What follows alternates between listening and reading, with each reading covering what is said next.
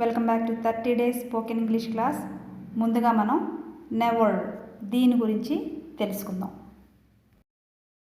మనం కొంచెం కూడా టైం వేస్ట్ చేయకుండా క్లాస్ని స్టార్ట్ చేసేద్దాం. నెవర్ గురించి నేర్చుకుందాం. నెవర్ అంటే ఏంటంటే ఎప్పుడూ కాదు, నో ప్లస్ ఎవర్. ఎవర్ అంటే మనకి ఎప్పుడైనా అని మీనింగ్ వస్తుంది కదా. ఎప్పుడైనా అనే మీనింగ్కి నెగిటివ్ అంటే నెవర్, ఎప్పుడు కాదు అలా మీనింగ్ వస్తుంది. ఈ నెవర్ని హ్యావ్, హ్యాస్తో ఎలా యూజ్ చేసి ఎలా సెంటెన్సెస్ ఫ్రేమ్ చేయాలో చూద్దాం. ఫస్ట్ దీనికి సంబంధించిన స్ట్రక్చర్, ఫస్ట్ సబ్జెక్ట్ రావాలి, తర్వాత హ్యాస్ ఆర్ హ్యావ్. అంటే హ్యాస్ దేనికంటే he, she, it. Third person singular వచ్చినప్పుడు హీ, షీ, ఇట్. అలాగే names Ramu, Raju, my sister, my brother ఇలా వచ్చినప్పుడు హ్యాస్ వస్తుంది. రిమైనింగ్ ఆల్ సబ్జెక్ట్స్కి హ్యావ్ వస్తుంది. Subject plus has, have plus never plus V3 అంటే verb third form ఉండాలి. For example go, vent, gone ఉందనుకోండి, gone ఉండాలి. అలా వెర్బ్ థర్డ్ ఫామ్లో ఉండాలి. ఇప్పుడు సెంటెన్సెస్ ఫ్రేమ్ చేద్దాం. ఫస్ట్ సబ్జెక్ట్ ఉండాలి కదా, ఐ. తర్వాత హ్యావ్ అంటే ఇక్కడ ఐ అనే సబ్జెక్ట్ వచ్చింది కాబట్టి హ్యావ్ వచ్చింది.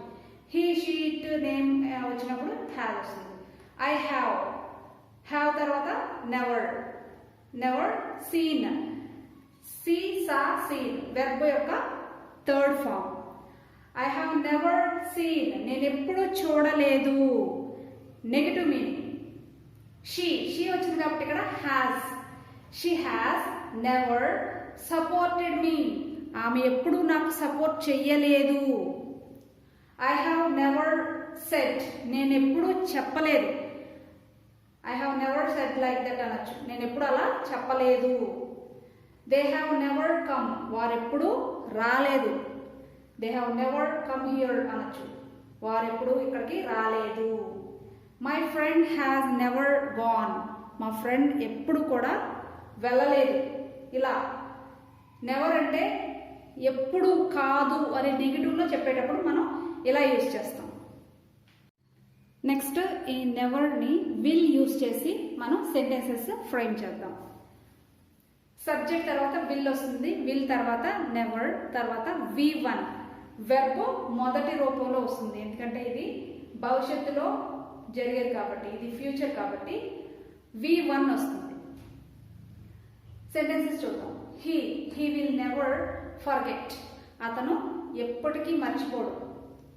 షీ విల్ నెవర్ క్లోజ్ ఆమె ఎప్పటికీ క్లోజ్ కాదు. యూ విల్ నెవర్ హెల్ప్ నువ్వు ఎప్పుడు హెల్ప్ చేయవు, ఎన్నటికీ హెల్ప్ చెయ్యవు. దే విల్ నెవర్ అండర్స్టాండ్ వారు ఎప్పటికీ అర్థం చేసుకోరు. My mother will never do so మా అమ్మ ఎప్పటికీ అలా చెయ్యదు.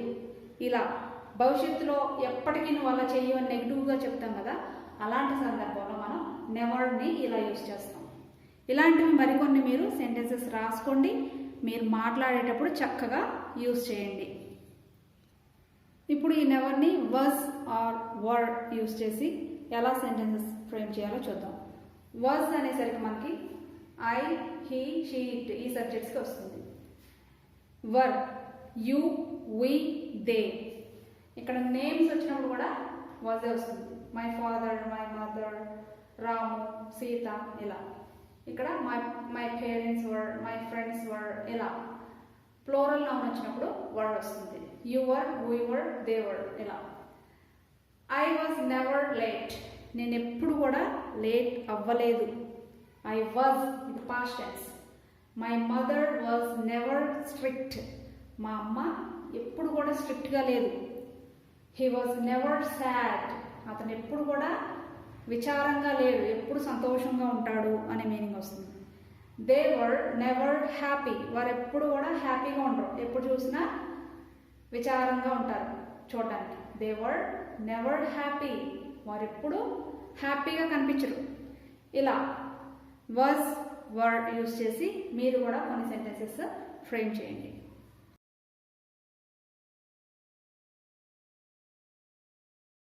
ఇప్పుడు మనం నోబడీ గురించి తెలుసుకుందాం. నోబడీ అంటే ఎవరు కాదు అనే meaning, negative expression. Nobody can help me నాకు ఎవరు హెల్ప్ చేయలేరు.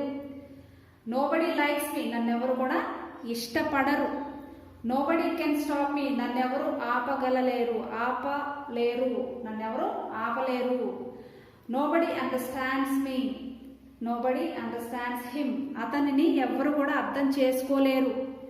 నోబడీ ఆస్క్డ్ మై పర్మిషన్, ఇది పాస్ట్ యాక్షన్, జరిగిపోయింది. నన్నెవరు కూడా పర్మిషన్ అడగలేదు. నోబడీ కుడ్ ఆన్సర్, ఎవరు కూడా ఆన్సర్ చెప్పలేదు. నోబడీ కుడ్ ఆన్సర్, చెప్పగలగలేదు. నోబడీ, ఎవ్వరూ లేరు ఆన్సర్ చెప్పిన వాళ్ళు. నోబడీ కాల్డ్ మీ, నాకెవ్వరు కూడా కాల్ చేయలేదు. ఇలా నెగిటివ్లో చెప్పడానికి నోబడీ యూజ్ చేస్తాం, తర్వాత ఏ వెర్బ్ పెడితే అక్కడ ఆ మీనింగ్ వస్తుంది. ఇలాంటివి మీరు మరికొన్ని సెంటెన్సెస్ ఫ్రేమ్ చేసి మీరు మాట్లాడేటప్పుడు యూజ్ చేయండి.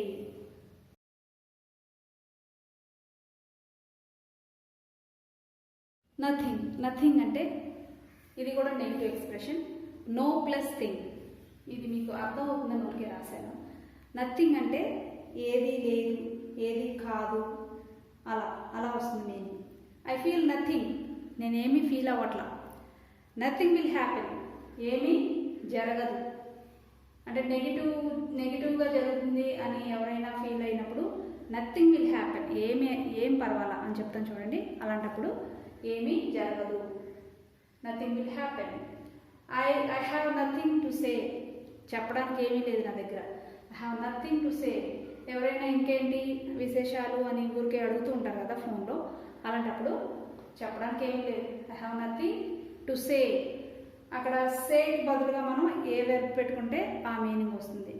I have nothing to do, చేయడానికి ఏమీ లేదు, చెప్పడానికి ఏమీ లేదు. ఇలా they have nothing to eat, వారికి తినడానికి ఏమీ లేవు. నథింగ్ ఈజ్ ఇంపాసిబుల్, సాధ్యం కానిది ఏదీ లేదు. Nothing is impossible, everything is possible. Nothing to worry about it, భయపడడానికి ఏమీ లేదు. అంటే మనం ఎవరైనా బాధగా ఉన్నప్పుడు ఇలా చెప్పచ్చు, nothing to worry about it, బాధపడవలసిన అవసరం లేదు. బీ కూల్, బీ హ్యాపీ అని చెప్పచ్చు. There is nothing to worry about it, అక్కడ భయపడవలసిన అవసరం ఏమీ లేదు. అలా ధైర్యం చెప్పే సందర్భంలో మనం ఈ సెంటెన్స్ని యూజ్ చేయొచ్చు. ఇవి చూసి వదిలేకుండా మీరు మాట్లాడేటప్పుడు చక్కగా ఈ సెంటెన్స్ని యూజ్ చేయండి, అప్పుడే మీకు చక్కగా గుర్తుంటాయి.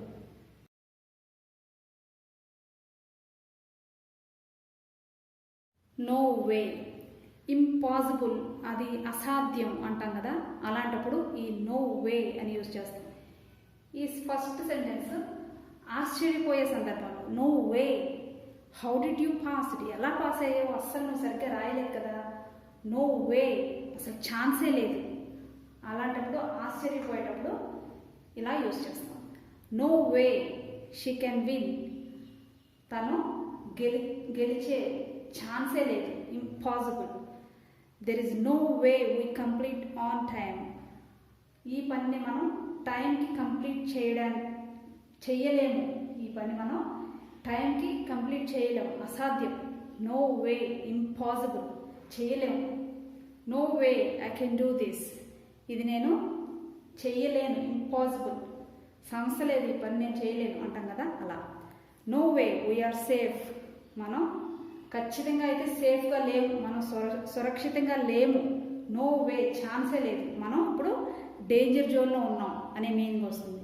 నో వే అంటే అక్కడ ఏమాత్రము కాదు, ఖచ్చితంగా అది కాదు అని చెప్పే సందర్భంలో యూజ్ చేస్తాం. ఛాన్సే లేదు, ఇంపాసిబుల్ అంటాం కదా, అలాంటప్పుడు.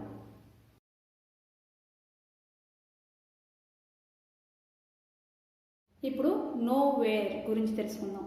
నో వేర్ అంటే ఎక్కడా కాదు, ఎక్కడా లేదు అనే మీనింగ్ వస్తుంది. I saw her know where, ఆమె నేను ఎక్కడా చూడలేదు.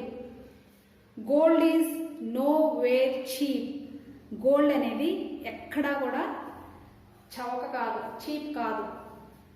I can find know where, నేను ఎక్కడా వెతకలేదు, ఎక్కడా నేను కనిపెట్టలేను, అలా వస్తుంది.